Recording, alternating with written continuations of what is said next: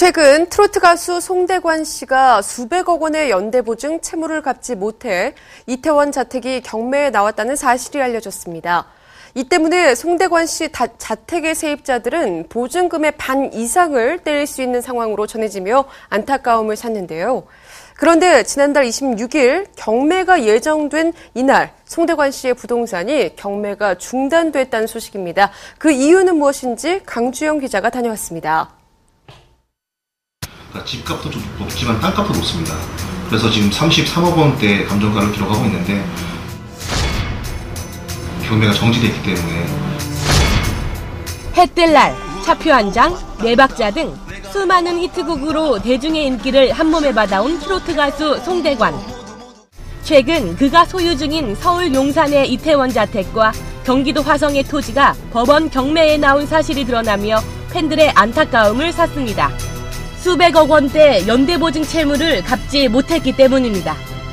이로 인해 송대관의 이태원 자택에 새들어 살고 있는 임차인들이 보증금을 떼일 가능성이 있다는 점에 안타까움이 더해지는데요. 임차인은 모두 4명으로 법원 임차조사에 따르면 이들은 모두 3천만 원에서 3,500만 원의 보증금에 30만 원에서 50만 원 가량의 월세를 내고 있습니다. 송대관의 자택이 경매로 넘어갈 경우 임차인들은 소액 임차인 우선 변제액을 제외한 보증금의 절반 이상을 떼일 위기에 처하게 되는데요. 송대관의 이태원 자택에 대한 경매가 개시될 예정이었던 지난달 26일 서울 서부지방법원. 이날 생방송 스타뉴스 취재진은 송대관 자택의 경매 진행 과정을 살펴보기 위해 법원을 찾았지만 경매 날짜가 변경됐고 경매는 잠정 중단됐습니다. 그 이유를 알아보기 위해 취재진은 법원 관계자를 만나봤는데요. 법원 관계자는 송대관 측이 앞서 서울중앙지법에 회생 신청을 냈다고 경매가 잠정 중단된 이유를 설명했습니다. 이어 법원이 회생 결정 여부를 위해 조사를 진행하는 동안 경매 진행 절차가 중단된다며 법원의 조사가 끝난 뒤 경매 재개 여부가 결정될 것이라고 말했습니다. 그렇다면 송대관 자택에 새들어 살고 있는 임차인들의 상황은 어떨까? 취재진은 임차인들의 입장을 들어보기 위해 송대관의 이태원 자택으로 향했습니다.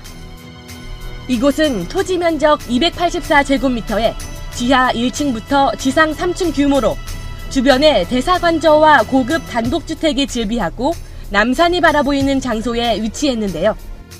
임차인들을 만나보기 위해 초인종을 수차례 눌러봤지만 어떤 대답도 들을 순 없었습니다. 이후 이번 사건을 담당 중인 송대관 측 변호사 사무실을 찾아가 봤는데요.